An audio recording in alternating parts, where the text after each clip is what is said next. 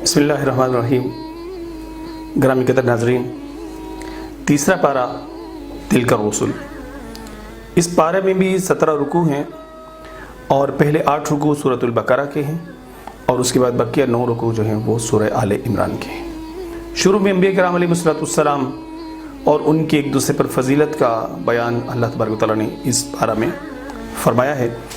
अल्लाह तबारक व तआला ने रसूलों के लिए एक दूसरे के मुकाबले में फजीलत का तज़किरा करते हुए इस बात का ऐलान फरमाया कि उनमें से बाज़ ऐसे हैं जिससे अल्लाह ने हम कलामी फरमाई है और बाज़ किसी और वजह से दरजात की बुलंदी हासिल किए हुए हैं। दरजात का ये फ़र्क किसी नबी या किसी रसूल की किसी कमी या कोताही का गमाज़ नहीं है, बल्कि ये उनके मनसब और उनकी ज़िम्मेदारी में फ़र्क और अहमियत के पेश नज़र अल्लाह ताला ने उनके बाहमी एक दूसरे से बुलंद और अरफ़ा व आला दरजात रखे हैं। हज़रत ईसा अलैहिस्सलाम वाज़िह दलील के साथ आए, हमने जिब्रील के ज़रिए से उनकी मदद फरमाई और मशीयत इज़्दी होती तो अंबिया किराम अलैहिस्सलाम की तालीमात आ जाने के बाद लोग आपस में ना लड़ते झगड़ते, लेकिन लोगों ने राह हक़ में इख्तलाफ किया, कोई मानने वाला बन गया और कोई मुनकरीन में से हो गया। बहरहाल हर काम अल्लाह की मशीयत से होता है। नाज़रीन किराम, जिस तरह अंबिया किराम अलैहिस्सलाम के दरजात में मरातिब का फ़र्क है, यही मरातिब का फ़र्क जो है उनकी उम्मतों में भी है। तो हमारे प्यारे आका सल्लल्लाहु अलैहि वसल्लम इमामुल अंबिया हैं, अशरफुल अंबिया हैं और रसूलों के अफसर हैं। इसी पर क़यास करते हुए अल्हम्दुलिल्लाह हम भी तमाम उम्मतों में से अफजल उम्मत हैं। प्यारे आका सल्लल्लाहु अलैहि वसल्लम की निस्बत का ये फैज़ान और तसद्दुक़ है। नाज़रीन गिरामी कदर, ये पहला रुकू है। उसके बाद दूसरा रुकू जो है वो उसमें आयतुल कुर्सी का आगाज़ होता है। कुरान हकीम फुरक़ान मजीद में मर्तबा के एतबार से अगर बात की जाए तो आयतुल कुर्सी तमाम आयात में से अफजल आयत मानी जाती है। सूरतुल बकरा की आयत नंबर ये 255 है और अल्लाह के प्यारे महबूब अलैहिस्सलाम ने फरमाया कि जो बंदा नमाज के बाद, फ़र्ज़ नमाज की अदायगी के बाद एक मरतबा आयतुल कुर्सी पढ़ लेता है, अल्लाह ताला से मरने के बाद फ़ौरन जन्नत में दाखिल फरमाएगा। उसे जन्नत दाखिले से कोई नहीं रोक सकता और फरमाया कि जैसे ही वो मरता है वो जन्नत में दाखिल हो जाता है। शोबुल ईमान की ये रवायत है। आयतुल कुर्सी में अल्लाह ताला की तौहीद का बयान है भरपूर अंदाज से। अल्लाह के सिवा कोई माबूद नहीं है, वो ज़िंदा जावेद है और कायनात को कायम रखने वाला है। उसे नींद नहीं आती, ऊँग नहीं आती वगैरह, उसकी सारी सिफ़ात का बयान फरमाया गया है। नाज़रीन गिरामी कदर, इसके बाद फिर हदायत और गुमराही की कुछ बातें इस तरह से हुई कि अल्लाह ताला ने फरमाया कि हदायत और गुमराही वाज़ेह हो चुकी है, लिहाजा दीन इस्लाम को कबूल करने में किसी किस्म ला इकराह फिद्दीन क़द तबय्यन रुश्द का बयान है कि रुश्द और हदायत जो वाज़ेह फरमा दी गई है। अब किसी पर कोई दीन इस्लाम की कबूलियत के हवाले से कोई जबर इकराह नहीं है और ना ही जबर इकराह दीन में नाज़रीन गिरामी कदर है। ना ही इस्लाम जो है वो किसी तलवार के ज़ोर से फैलाया गया, ना ही इस्लाम जो है वो किसी को मजबूर किया गया कि मुसलमान हो। लोग ख़ुद जो है वो इस्लाम की खूबसूरत तालीमात को देख कर मुसलमान होते चले गए। अगली आयात में जो अल्लाह तबारक तआला ने यहाँ दूसरा रुकू मुकम्मल हो जाता है। तीसरा रुकू जो है उसमें इब्राहीम अलैहिस्सलाम और नमरूद के दरमियान एक जो मुकालमा हुआ उसका तज़किरा फरमाया गया और एक तबाहशुदा बस्ती का ज़िक्र है। बादशाह वक्त ने हुकूमत और अपनी जो इक़्तिदार है उसके घमंड में हज़रत इब्राहीम अलैहिस्सलाम से अल्लाह तबारक व तआला के बारे में बहस की और उसने खुदाई का दावा किया हुआ था। वो कहने लगा कि तुम्हारा रब कौन है? आपने कहा मेरा रब जो है वो है कि जो ज़िंदगी और मौत देता है। उसने कहा ये काम तो मैं भी कर सकता हूँ। एक कैदी को छोड़ दिया, बेगुनाह को कत्ल कर दिया। हज़रत इब्राहीम अलैहिस्सलाम ने फिर तकवीनी दलाइल में से एक वो दलील दी कि जिसका कोई रद्द माई का लाल नहीं कर सकता। आपने कहा मेरा रब सूरज को मशरिक़ से निकालता है, मग़रिब में गुरूब कर देता है। अगर तुम भी किसी ताकत के मालिक हो तो ज़रा करके दिखाओ कि सूरज को मग़रिब से निकाल दो और मशरिक़ में गुरूब कर दो। यकीनन वो नहीं कर सकता था।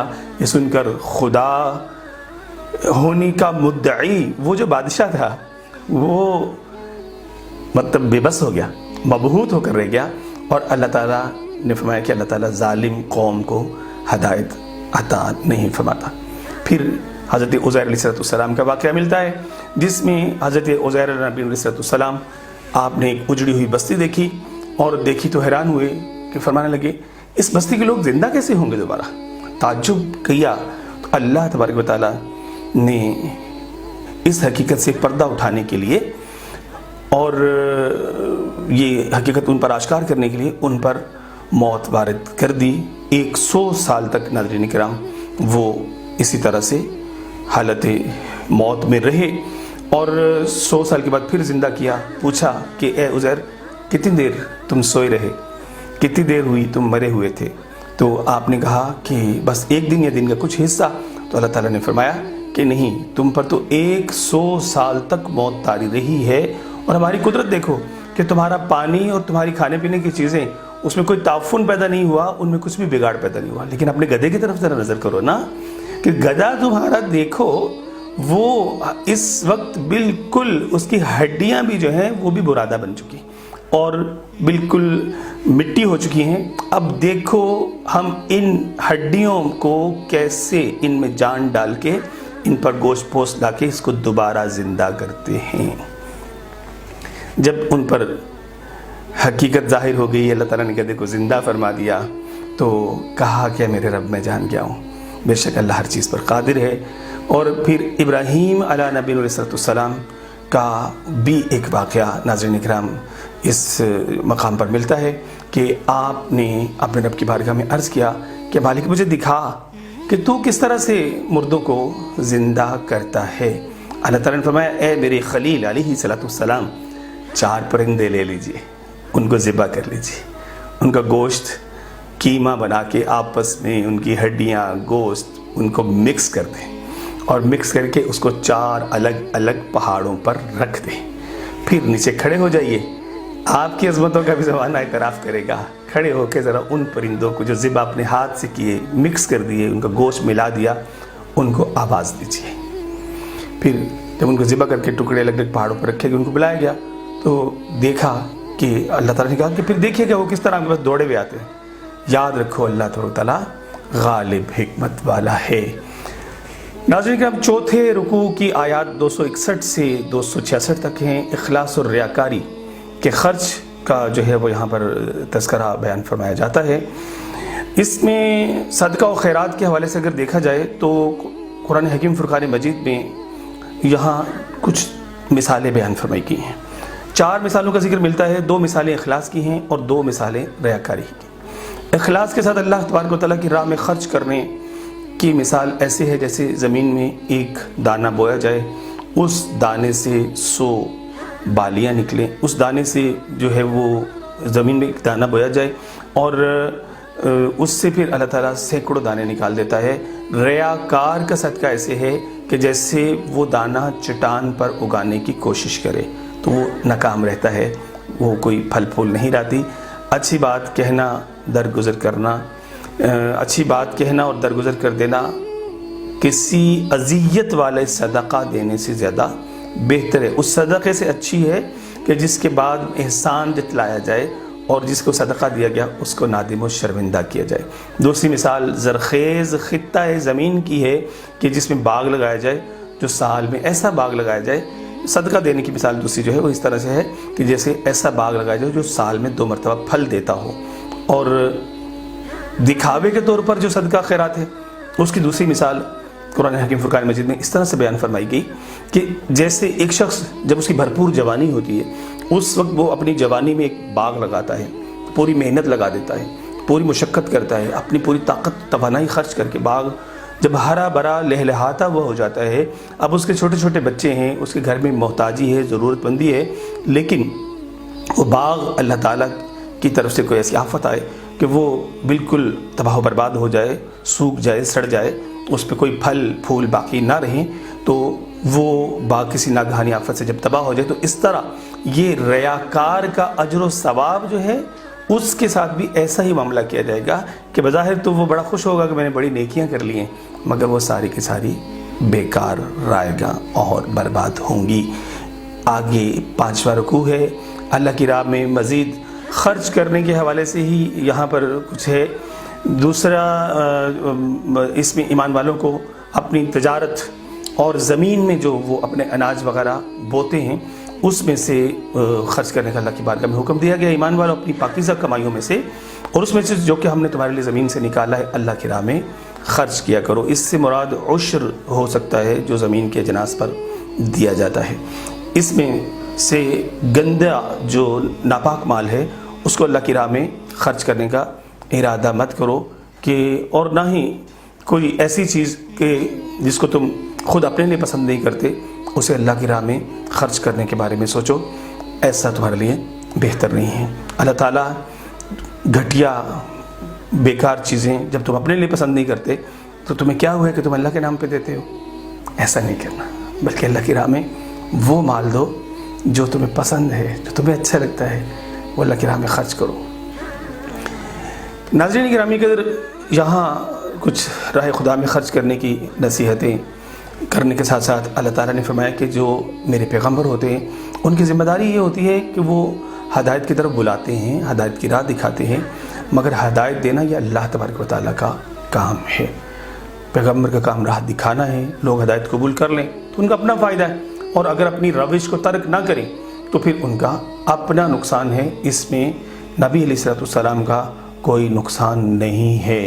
اے اللہ کے بندو، اپنے مال ناداروں پر خرچ کرو. بار بار ان آیات میں ناظرین، خاص طور پہ تیسرے پارے میں راہ خدا میں سورۃ البقرہ کی ان آیات میں خرچ کرنے کی بہت زیادہ ترغیب دلائی گئی ہے. اور وہ خرچ کرنا دراصل انسان کر تو بظاہر وہ کسی دوسرے پر رہا ہوتا ہے، لیکن حقیقت حال یہ ہے کہ وہ اپنے اوپر خرچ کر رہا ہوتا ہے، کیونکہ یہی وہ خرچ ہے جو کل بروز قیامت اس کے نامہ اعمال میں نیکیوں کی صورت میں اس کو نصیب ہو جائے گا. 274 نمبر سے 281 نمبر آیت ناظرین کرام، یہ رکوع ہمارا شروع ہو جاتا ہے چھٹا، اور اس میں سود کی حرمت کا بیان فرمایا گیا ہے. سود خور کا انجام کیا ہوگا اس کے بارے میں تذکرہ کیا گیا ہے. اس میں سود کے حوالے سے اگر بات کی جائے تو اللہ تبارک و تعالیٰ نے صدقہ کے فضائل وغیرہ بیان کرنے کے بعد معان اور متصل جب اس بات کا ذکر کیا تو اس میں آپ دیکھیے کہ صدقہ میں احسان، پاکیزگی اور تعاون کا جذبہ ہوتا ہے. ریاکاری میں بخل، گندگی اور خود غرضی پوشیدہ ہوتی ہے. صدقہ میں دیا گیا مال جو ہے اگر دیکھا جائے تو وہ جب ہم دے دیتے ہیں تو اس کو واپس لینے کی نیت نہیں ہوتی. لیکن ایک بہت بڑا فرق ہے کہ سود کا جب مال کسی کو دیا جاتا ہے تو نہ صرف مال بلکہ اس کو بڑھا کر واپس لینے کی نیت اور غرض ہوتی ہے. صدقہ کرنے والے کے لیے اللہ کی محبت کا اعلان اور اللہ تبارک و تعالیٰ کی بارگاہ سے مغفرت کا دعویٰ کا وعدہ ہے.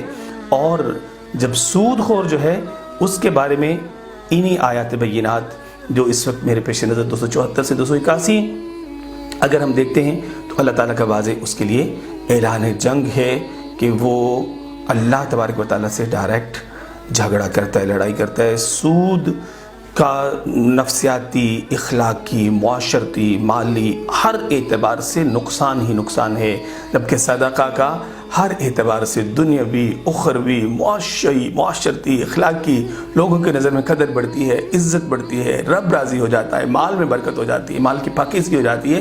اور ناظرین کرام، سب سے بڑھ کے یہ کہ صدقہ دینا بلاؤں کو ٹال دیتا ہے. پیارے آقا صلی اللہ علیہ وسلم کی طویل اور بے شمار احادیث طیبات اس کے فضائل پر ہمیں ملتی ہیں. اللہ تعالی ہمیں صدقہ و خیرات کرنے والوں میں رکھے. اس کے بعد ناظرین کرام، رکوع شروع ہوتا ہے 7واں، اور اس رکوع کی جو پہلی آیت ہے یہ اپنی کمیت کے اعتبار سے، اپنے حجم کے اعتبار سے یہ قرآن حکیم فرقان مجید کی سب سے بڑی آیت ہے. اچھا، یہاں پر یہ میں وضاحت بھی کرتا چلا جاؤں کہ بہت سے لوگ یہ سمجھتے ہیں کہ شاید آیت الکرسی قرآن حکیم فرقان مجید کی سب سے بڑی آیت ہے.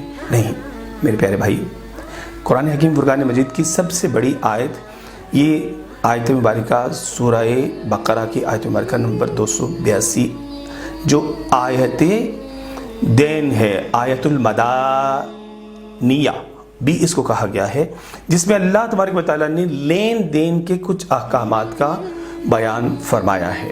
لین دین کے ان احکامات میں اگر ہم دیکھتے ہیں تو اللہ تعالیٰ نے سورہ بقرہ میں بہت سے کثیر احکامات بیان فرمائے. آپ پہلے سن چکے ہیں سورہ بقرہ میں نماز کے احکامات بھی ہیں، زکوٰۃ کے بھی ہیں، حج کے بھی ہیں، روزے کے بھی ہیں، جہاد کے بھی ہیں اور صدقہ کے بھی ہیں، سود کے بھی ہیں، طلاق کے بھی ہیں، عدت کے بھی ہیں. متعدد شرعی احکامات بیان اللہ تعالیٰ نے یہاں پر فرمائے ہیں. اسی طرح سے باہمی لین دین کے متعلقہ جو احکامات ہیں اس کا بھی تذکرہ اللہ تعالیٰ نے اس سورہ مبارکہ کے اندر فرمایا ہے. اور آپ دیکھیں تو اس میں لکھت پڑھت کا خاص طور پہ حکم دیا گیا ہے کہ جب کچھ معاہدہ یا معاملہ کرو تو اس کو لکھ لو، اس پر گواہ مقرر کرو، 2 مرد گواہ مقرر کرو یا پھر 1 مرد اور 2 عورتیں گواہ مقرر کرو، اور ان میں سے کوئی بھول جائے تو وہ دوسرے کو یاد دلا دے، اور فرمایا کہ بے شک اللہ تبارک و تعالیٰ تمہارے عملوں کو خوب جاننے والا ہے۔ گروی کے بھی کچھ احکامات انہی آیات بینات کے اندر بیان فرمائے گئے ہیں۔ 284 نمبر سے 286 نمبر اس سورۃ البقرہ کا ناظرین کرام آخری رکوع ہے، آخری آیات ہیں۔ سورہ کا آغاز دین اسلام کی بنیادی تعلیمات سے فرمایا گیا، اور سورہ کا اختتام جو ہے وہ بھی ان تمام امور کے ذکر کے ساتھ ہو رہا ہے۔ اللہ تبارک و تعالیٰ اپنی وحدانیت، اپنی بادشاہی، اپنی جو اس کی بزرگی اور بڑائی ہے اس کی تذکرے کرتے ہوئے ہمیں یہ بیان فرماتا ہے کہ تمہاری کوئی کھلی یا کوئی چھپی ہوئی بات اللہ تبارک و تعالیٰ سے ہرگز مخفی نہیں ہے، اور وہ تم ایک ایک چیز کا تم سے جو ہے وہ حساب لے گا، اور فرمائیں کہ پھر وہ جسے چاہے معاف کر دے، جسے چاہے سزا دے، وہ ہر چیز پر قادر ہے۔ پیارے آقا صلی اللہ علیہ وسلم نے اس میں ایمان والے رسول اللہ صلی اللہ علیہ وسلم اور ایمان والے اپنے رب کی طرف سے آئی ہوئی ہدایت پر ایمان رکھتے ہیں، ان سب کا اللہ پر، فرشتوں پر، آسمانی کتابوں اور رسولوں پر ایمان ہے۔ ایمان والے سب رسولوں کو مانتے ہیں، بعض کو ماننا، بعض کا انکار کرنا یہ ایمان والوں کا شیوا نہیں ہے۔ سورۃ البقرہ کی ناظرین کرام آخری جو آیات ہیں، پیارے آقا صلی اللہ علیہ وسلم فرماتے ہیں کہ یہ عرش الہی کے نیچے جو عظیم خزانے ہیں ان خزانوں میں سے ایک خزانہ ہے جو میرے رب نے مجھے عطا فرمایا ہے۔ فرمایا یہ وہ عظیم انعام ہے جو کسی اور نبی کو نہیں دیا گیا۔ ان آیات کی اہمیت کے پیش نظر پیارے آقا صلی اللہ علیہ وسلم کی طرف سے ہمیں یہ وضاحت بھی یا یہ تلقین بھی ملتی ہے، حدیث پاک میں ہے کہ جس نے رات کو سوتے وقت یہ 2 آیتیں پڑھ لی اس کے لیے کافی ہیں، اور رسول اللہ صلی اللہ تعالیٰ علیہ وسلم نے سورۃ البقرہ کی آخری آیات کے متعلق سنن دارمی شریف کی ناظرین روایت ہے، ایک حکم ارشاد فرمایا کہ انہیں خود بھی یاد کرو اور اپنی خواتین کو بھی یاد کراؤ، کیونکہ قرآن کے علاوہ یہ بہترین حمد و ثنا بھی ہے اور بہترین دعا بھی ہے۔ بہت خوبصورت دعائیہ کلمات کے ساتھ سورۃ البقرہ کا اختتام ہو جاتا ہے۔ اس کے بعد سورہ آل عمران شروع ہوتی ہے۔ ناظرین کرام 200 آیات ہیں اس کی اور 20 رکوع ہیں۔ اس سورہ مبارکہ کے تیسرے پارے میں 8 رکوع تو سورۃ البقرہ کے ہیں، اور 9 رکوع میں نے آپ کو بتایا شروع میں کہ اس میں سورہ آل عمران کے ہیں۔ سورہ آل عمران میں اللہ تبارک تعالیٰ نے مختلف مضامین بیان فرمائے ہیں اور بڑی خوبصورت واقعات ہیں، اور جب ہم انہیں پڑھتے ہیں سنتے ہیں تو ایمان کی تازگی ملتی ہے۔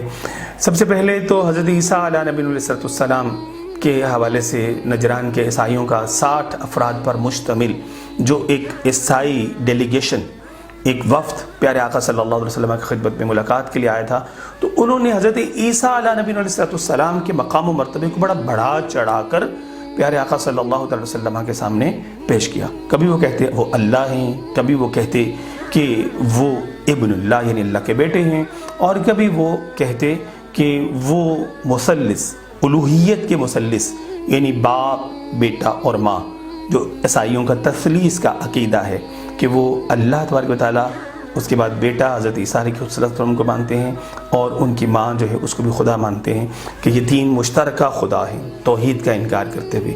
تو اس کے وہ کبھی اظہار کرنے لگے۔ حضور علیہ السلام نے انہیں مسکت اور شافی و کافی جواب دیتے ہوئے ارشاد فرمایا کہ اللہ تبارک و تعالیٰ زندہ جاوید ہے، اس پر کوئی موت طاری نہیں ہوتی، جبکہ عیسیٰ علیہ السلام کو تو تم دیکھتے ہو کہ ان پر موت طاری ہو کر رہے گی، اور بیٹا جو ہے وہ اپنے باپ کے مشابہ ہوتا ہے، جبکہ عیسیٰ علیہ السلام کی اللہ تعالیٰ سے کیا مشابہت ہے؟ اللہ تعالیٰ کھاتا پیتا نہیں ہے، وہ سوتا جگتا نہیں ہے، جبکہ عیسیٰ علیہ السلام کھاتے پیتے ہیں۔ اللہ تعالیٰ آسمان کی بلندیوں اور زمین کی پنہائیوں میں سے اللہ تبارک و تعالیٰ پر کوئی چیز بھی مخفی نہیں ہے، جبکہ عیسیٰ علیہ السلام اتنا ہی جانتے ہیں جتنا ان کے رب نے ان کو بتایا ہے، ہر چیز ان پر ظاہر نہیں ہے۔ کچھ دلائل پیش کیے جس پر وہ لاجواب ہو گئے۔ ابتدا میں مطلب یہ جب واقعات یہ سارا سلسلہ جو ہے وہ پیش آیا تو ناظرین کرام یہاں پر پھر جو ہے اللہ تعالیٰ نے آپ علیہ الصلوۃ والسلام کی تائید میں اس ساری گفتگو کو مد نظر رکھتے ہوئے تبیان القرآن کے اندر بڑی وضاحت کے ساتھ موجود ہے کہ اللہ تبارک تعالیٰ نے پھر اس سورہ مبارکہ کو نازل فرمایا۔ 9واں رکوع پہلی سے 9ویں آیت مقدسہ تک جو ہے وہ اس کا سورہ آل عمران کا ہے۔ اس میں اللہ تبارک و تعالیٰ نے اسی بات کا الف لام میم سے مطلب حروف مقطعات سے ہی اس کا بھی آغاز ہوتا ہے، اور اللہ تعالیٰ نے شروع میں اسی بات کا اپنی وحدانیت کا اس میں اقرار کروایا اور فرمایا کہ اسی نے تورات اور انجیل نازل کی ہے۔ قرآن حکیم فرقان مجید کے نزول سے پہلے یہی کتابیں انسانوں کے لیے رہنمائی تھی۔ اس کے بعد محکمات اور متشابہات کا کچھ معاملہ بیان کیا گیا ہے۔ ناظرین اکرام، قرآن حکیم فرقان مجید کی بہت سی آیات مبارکہ ایسی ہیں کہ جو صاف صاف اور کھلے احکامات لیے ہوئے ہیں، اور بہت سی آیات مقدسہ ایسی بھی ہیں ناظرین اکرام کے جن کے حقائق تک عقل انسانی کی رسائی ناممکن ہے۔ جو کھلی اور واضح آیات والی احکامات والی آیات ہیں ان کو محکمات کہا جاتا ہے، اور جو تھوڑی مشکل اور حقائق جس میں پوشیدہ رکھے گئے ہیں کسی حکمت کے پیش نظر وہ متشابہات ہیں۔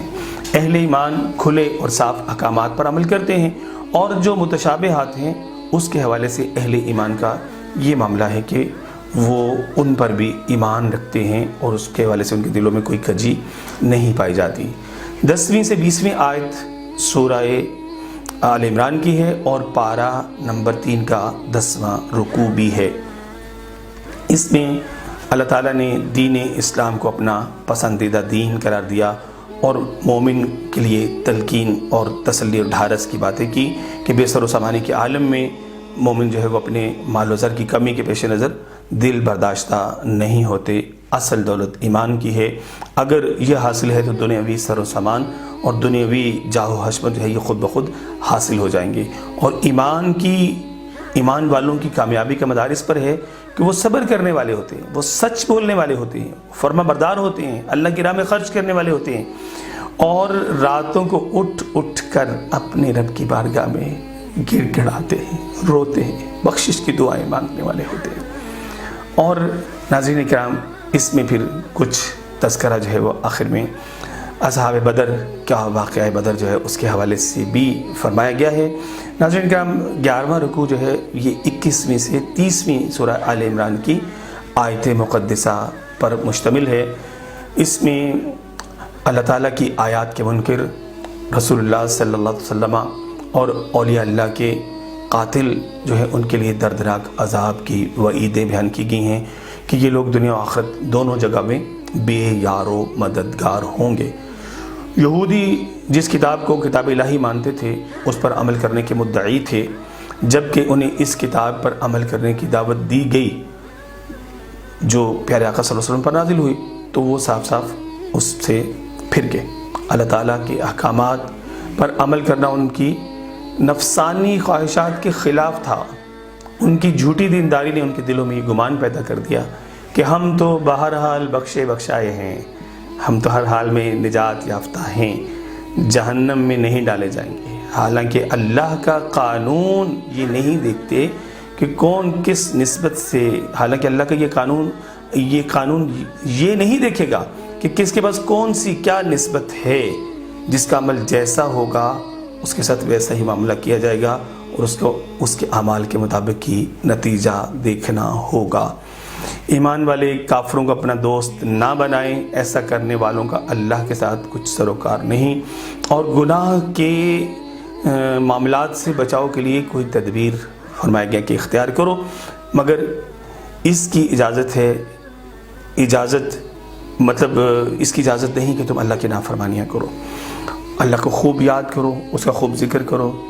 قیامت کا دن جب آئے گا تو یاد رکھو تمہارا ہر چھوٹے سے چھوٹا عمل، ہر چھوٹے سے چھوٹی زندگی، تمہارا ہر اچھا اور برا عمل تمہارے سامنے آ جائے گا، اور دیکھنا کہ آج اگر کچھ غلط قدم اٹھا لیا تو پھر کل اس کا بہت زیادہ پچھتاوا ہوگا۔ اللہ تعالیٰ بہت پہلے آنے والے عذاب سے ڈرا رہا ہے۔ ناظرین کرام، 12واں رکوع 31ویں سے 41ویں آیت مقدسہ کی طرف ہے۔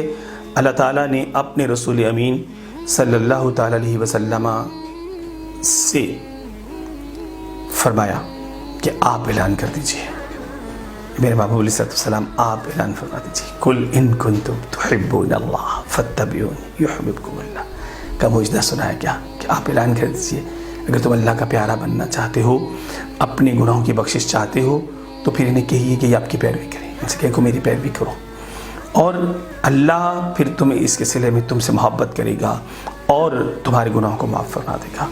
اللہ اور رسول صلی اللہ علیہ وسلم کی پیروی کرو، اللہ نافرمانوں کو پسند نہیں کرتا۔ اللہ تبارک تعالیٰ نے آدم علیہ نبی علیہ السلام، نوح علیہ نبی علیہ السلام، ابراہیم علیہ نبی علیہ السلام اور عمران کے خاندان کو منتخب فرما لیا، یہ سب ایک دوسرے کی اولاد تھی۔ ناظرین کرام، یہاں پھر آگے وہ واقعہ ہے حضرت زکریہ علیہ السلام، حضرت مریم سلام اللہ علیہا، اور اس کے بعد پھر حضرت عیسیٰ علیہ السلام کی پیدائش کے حوالے سے یہاں یہ واقعہ قابل ذکر ہے کہ جب عمران کی بیوی جو حضرت مریم سلام اللہ علیہا کی والدہ ماجدہ ہیں، پاک باز خاتون تھیں، حضرت حنہ بنت فاقوس، ان کے بارے میں ہے کہ جب یہ حاملہ ہوئی تو انہوں نے منت مانی کہ وہ اپنے پیدا ہونے والے بچے کو اللہ تبارک تعالیٰ کی راہ میں وقف کر دیں گی۔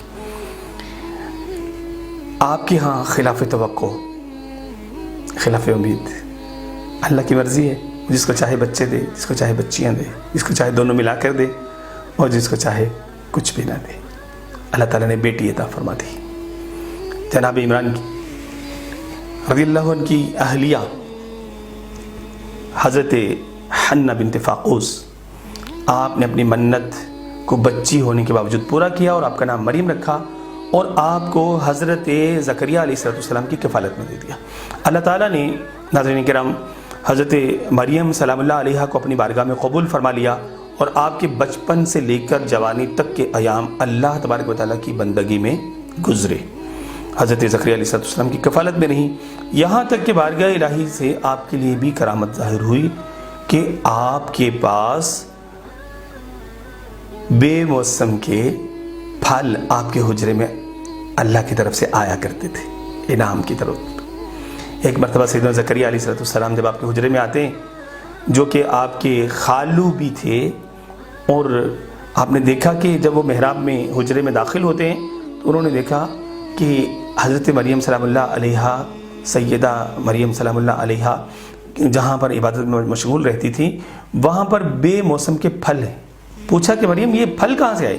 کہا اللہ تبارک و تعالیٰ کی طرف سے آئے ہیں، وہ جس سے چاہتا ہے بے حساب رزق عطا فرماتا ہے۔ یقین تو کر کے دیکھو، صدق ہو، ایمان پختہ ہو، توکل مضبوط ہو، تو پھر اس طرح سے کرم نوازیاں ہوتی ہیں۔ زکریہ علیہ السلام ناظرین کرام اس وقت تک بہت بڑھاپے کی عمر میں پہنچ گئے تھے مگر بے اولاد تھے۔ آپ کی بیوی بانجھ تھی۔ سیدہ مریم سلام اللہ علیہا کے پاس بے موسم کے پھل دیکھ کر حضرت زکریہ علیہ السلام نے بھی رحمت الہی پر اپنی جو ہے وہ نظر جمائی، اور وہاں ہنالک دعا زکریا، اس مقام پر جو اللہ کی ولیہ کا ایک مقام ہے، ان کا ایک حجرہ ہے، ان کی عبادت کی ایک جگہ ہے، وہاں پر اللہ کے نبی علیہ السلام دعا کرتے ہیں اولاد کے لیے کہ اے پروردگار عالم، اے رب تو مجھے ایک بیٹا عطا فرما۔ اللہ تعالیٰ نے زکریا علیہ السلام کی پکار کو سن لیا اور انہیں خوشخبری دی کہ تیرے بڑھاپے اور تیری بیوی کے بانجھ پن کے باوجود تجھے بیٹا ملے گا، جس کا نام تو نے یحییٰ رکھنا ہے۔ حضرت یحییٰ سلام اللہ علیہ السلام کی جو خوشخبری اللہ تعالیٰ نے سنائی اور فرمایا کہ وہ پیغمبر ہوگا اور بہت پارسا ہوگا۔ 42 سے 54 آیتوں مبارکہ 13واں رکوع ناظرین کرام شروع ہو جاتا ہے، اور یہاں سے حضرت مریم سلام اللہ علیہ کے بطن سے اللہ تعالیٰ نے جو حضرت عیسیٰ علیہ نبی علیہ السلام کی پیدائش کا معاملہ فرمایا، وہ سلسلہ کار جو ہے وہ ہوتا ہے۔ حضرت مریم سلام اللہ علیہ، فرشتوں نے کہا ہے مریم، اللہ تعالیٰ نے دنیا بھر کی عورتوں کے مقابلے میں آپ کو منتخب کر لیا ہے، آپ کو جہان بھر کی تمام عورتوں پر فضیلت عطا کی ہے اور پاک باز بنایا ہے۔ خوشخبری ہو کہ تجھے بغیر شوہر کے ایک بیٹا۔ جی تو ناظرین اکرام 13ویں رکوع کی طرف بڑھتے ہیں۔ سورہ آل عمران ہے اور پارہ 3 ہے۔ 13ویں رکوع میں اللہ رب العزت نے حضرت مریم سلام اللہ علیہا کے بطن پرنور سے حضرت عیسیٰ علیہ نبی علیہ السلام کی پیدائش کا تذکرہ فرمایا ہے۔ حضرت سیدنا عیسیٰ علیہ السلام کی معجزاتی ولادت ہے۔ سیدہ مریم سلام اللہ علیہا کا جو ہے وہ واقعہ اس طرح سے ہے کہ بغیر شوہر کے اللہ تعالیٰ نے آپ کو یہ بیٹا عطا فرمایا۔ ناظرین کرام، سب سے پہلے تو فرشتے نے آ کر کہا کہ مریم، آپ کو اللہ تعالیٰ نے کائنات کی تمام عورتوں پر ممتاز کیا ہے اور آپ کو منتخب کر لیا ہے، اور بغیر شوہر کے آپ عیسیٰ علیہ السلام کی ماں بنیں گی۔ عیسیٰ علیہ السلام دنیا اور آخرت میں عزت والے ہوں گے۔ اللہ کے حکم سے کوڑی اور برس کے مریضوں پر ہاتھ پھیرتے حضرت عیسیٰ علیہ السلام تو ان کو شفا ہو جاتی۔ اس کا تذکرہ بھی موجود ہے۔ حضرت عیسیٰ علیہ السلام لوگوں کو، بنی اسرائیل کے لوگوں کو، وہ گھروں میں کیا کھا کر آئے ہو، کیا رکھ کے آئے ہو، یہ بھی بتا دیا کرتے تھے۔ اللہ کے غیب دان نبی تھے۔ اور اس کے علاوہ حضرت عیسیٰ علیہ السلام مردوں کو زندہ کیا کرتے تھے۔ حضرت عیسیٰ علیہ السلام کی معجزاتی جو پیدائش تھی اس کی وجہ سے عیسائی مغالطے میں پڑ گئے اور انہوں نے اللہ کا بیٹا قرار دیا۔ اس پر اللہ تعالیٰ نے فرمایا کہ بے شک عیسیٰ کی مثال اللہ تبارک و تعالیٰ کے نزدیک آدم علیہ السلام کی سی ہے کہ جیسے ان کو اللہ تعالیٰ نے بغیر باپ اور بغیر ماں کی مٹی سے پیدا فرمایا تھا، اللہ تو بس اتنا کرتا ہے، کن فیکون، وہ کہتا ہے اور ہو جاتا ہے۔ ناظرین کرام، حضرت عیسیٰ علیہ السلام کی پیدائش کے اس ذکر اور مثل آدم علیہ السلام ہونے کا تذکرہ کرتے ہوئے 14ویں رکوع میں ہم داخل ہو جاتے ہیں۔ پھر مباہلہ کا یہاں پر معاملہ آتا ہے۔ نجران کے عیسائیوں کا وہ وفد جو 60 رکنی مدینہ منورہ میں آیا تھا، ان کو جب دلائل پیش کیے گئے تو وہ دلائل انہوں نے ماننے سے انکار کیا، تو پیارے آقا صلی اللہ تعالی علیہ وسلم نے پھر ان سے حکم فرمایا، مباہلہ کا جو ہے وہ معاملہ طے پایا کہ اس طرح سے کرو کہ تم بھی اپنے اہل و عیال کو لے کر آ جاؤ اور میں بھی اپنے اہل و عیال کو لے کر آ جاتا ہوں۔ کھلے میدان میں آ جاتے ہیں ایک دوسرے کے لیے، جو حق پر ہے وہ بچ جائے گا اور جو باطل پر ہے وہ تباہ و برباد ہو جائے گا۔ اس کو مباہلہ کہا جاتا ہے، ایک دوسرے کے لیے دعا کریں گے۔ عیسائیوں نے بھی کہہ لیجیے کہ اپنے لوگوں کو بلا لیا۔ پیارے آقا صلی اللہ تعالی علیہ وسلم نے اپنے نفوس قدسی، اپنے اہل بیت اطہار میں سے حضرت علی المرتضیٰ شیر خدا، حضرت فاطمۃ الزہرا سیدۃ النساء اور حضرات حسنین کریمین رضوان اللہ تعالیٰ عنہ کو اپنے ساتھ یا میدان مباہلہ میں پہنچے۔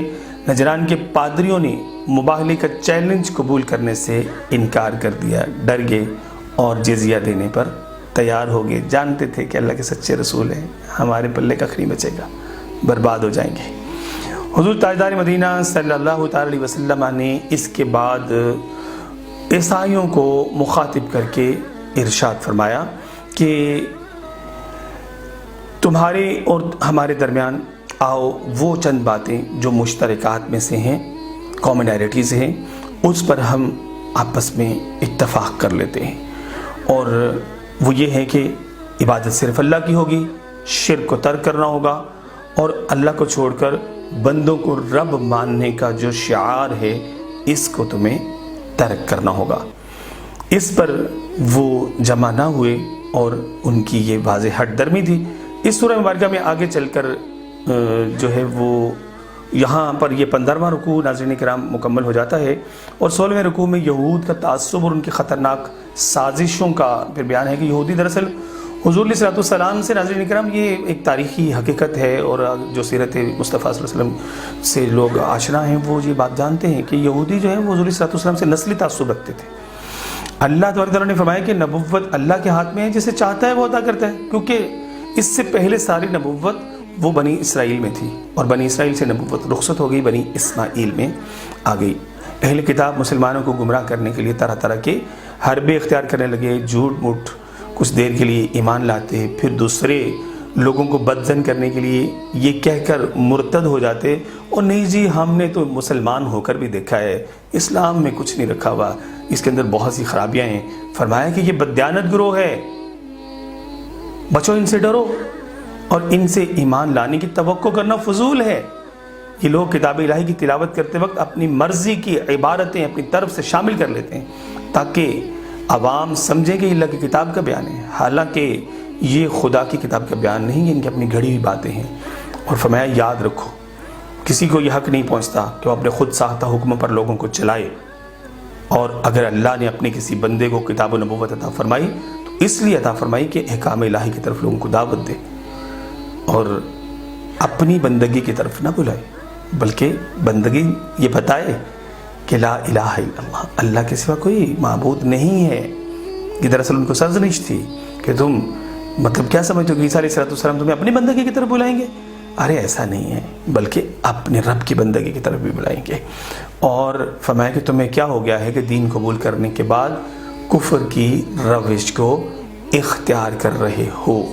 ناظرین کرام، 16واں رکوع یہاں پر مکمل ہوتا ہے۔ 17واں رکوع جو ہے اس میں پیارے آقا صلی اللہ تعالیٰ علیہ وسلم کی آمد کا تذکرہ، حضور تاجدار مدینہ صلی اللہ تعالیٰ علیہ وسلم کی آمد کا تذکرہ، اور اس میں عالم ارواح میں پیارے آقا صلی اللہ علیہ وسلم کا جو مقام و مرتبہ ہے اس کا بیان ہے قرآن حکیم فرقان مجید میں، کہ وہاں پر بھی آپ عرفہ و اعلیٰ اور بلند و بالا عظمت و شان کے مالک تھے۔ عالم ارواح میں اللہ تعالیٰ نے انبیاء کرام علیہ السلام کی ارواح کو بلایا، ایک بڑا جلسہ منعقد ہوا، رب کائنات خود صدارت فرما رہا ہے، سارے نبی حاضر ہیں، اور فرمایا کہ اگر تمہاری زندگی میں میرے محبوب، میرے رسول عربی خاتم النبیین صلی اللہ علیہ وسلم تشریف لے آئیں تو ان پر ایمان لانا، ان کی حمایت کرنا گروہ انبیاء پر یہ لازم ہوگا۔ اور فرمایا کہ کیا تم اس کا اقرار کرتے ہو؟ سب نے کہا جی ہم اس پر اقرار کرتے ہیں۔ اللہ تعالیٰ نے فرمایا کہ میں اس بات پر، تم بھی اس بات پر گواہ بن جاؤ ایک دوسرے کے، اور میں خود بھی اس بات پر تمہارے ساتھ گواہوں میں ہوں۔ اس پر پتہ چلا کہ ختم الرسول امام الانبیاء صلی اللہ تعالیٰ علیہ وسلم پر ایمان اور آپ کی مدد و نصرت کا عالم ارواح سے ہر نبی علیہ السلام اور ہر رسول علیہ السلام جو ہے وہ ان کو پابند کیا گیا تھا۔ ناظرین کرام، اس کا پھر ایک اظہار جو ہے وہ آپ دیکھتے ہیں کہ آدم علیہ السلام سے لے کر عیسیٰ علیہ السلام تک ہر نبی علیہ السلام نے تقریباً کم و بیش پیارے آقا صلی اللہ علیہ وسلم کی آمد کی بشارتیں اور خوشخبریاں سنائیں، اور اس کا اظہار پھر شب معراج میں اس وقت ہوا جب آدم علیہ السلام سے لے کر عیسیٰ علیہ السلام تک تمام تر انبیاء کرام علیہ السلام نے آپ کی ابتدا میں نماز ادا کی اور آپ کے امام الانبیاء صلی اللہ تعالیٰ علیہ وسلم ہونے کا اقرار کیا۔ ناظرین کرام، اس پارہ کے آخر میں اللہ تبارک تعالیٰ نے فرمایا کہ اسلام کے علاوہ کوئی دین نہیں ہے۔ پہلے جتنے بھی دین تھے آدم علیہ السلام سے لے کر عیسیٰ علیہ السلام تک، وہ بھی اسلام ہی تھا، اور اسلام ہی اللہ تعالیٰ کا پسندیدہ دین ہے۔ جس نے بھی بلایا وہ اسی دین کی طرف بلایا۔ اللہ تعالیٰ نے فرمایا آسمان اور زمین اور اس کے درمیان تمام مخلوقات جو بھی تکوینی نظام قائم ہے وہ سب خوشی یا ناخوشی اس نظام اور اس کی اطاعت کے پابند ہیں جو کہ اللہ نے قائم فرمایا ہے، اور اسلام وہی دین ہے جس کی دعوت حضرت سیدنا ابراہیم، سیدنا اسماعیل، سیدنا اسحاق، سیدنا یعقوب، ان کی اولاد سیدنا موسیٰ، سیدنا عیسیٰ اعلیٰ نبینا علیہم السلام دیتے رہے ہیں، اور اسلام کے سوا کسی دین کو ہرگز تم نے قبول نہیں کرنا ہے۔ اگر کوئی شخص اسلام کے سوا کسی دین میں پناہ تلاش کرتا ہے تو وہ نقصان اور خسارہ اٹھانے والوں میں سے ہو جائے گا۔ قیامت کے دن اگر فرمایا کہ تم زمین بھر، فرمایا کہ اللہ کے نزدیک اسلام کے علاوہ کوئی دین قابل قبول نہیں، اور اللہ کے نزدیک تمام فرشتوں اور تمام انسانوں کے نزدیک کافر جو ہیں وہ ملعون ہیں، ان پر لعنت کی گئی ہے۔ اور آخری باتیں جو ہیں وہ تو بڑی سمجھ میں آنے والی اور جھنجھوڑنے والی ہیں۔ ناظرین کرام، آخری آیت مبارکہ میں بتا دیا گیا کہ اگر تم کل بروز قیامت زمین بھر کر بھی سونا لے کر آؤ اور یہ چاہو کہ وہ فدیہ دے کے تمہاری جہنم کی آگ سے جان چھٹ جائے اور تمہیں چھٹکارا مل جائے، تو جہنم کی آگ سے اب تمہیں کوئی چیز بچانے والی نہیں ہے۔ پناہ ملے گی تو اسلام کے دامن میں ملے گی۔ اللہ تعالی ہمیں دامن اسلام میں پناہ لینے کی توفیق عطا فرمائے۔ تیسرا پارہ یہاں پر مکمل ہوا بتوفیق اللہ تعالی۔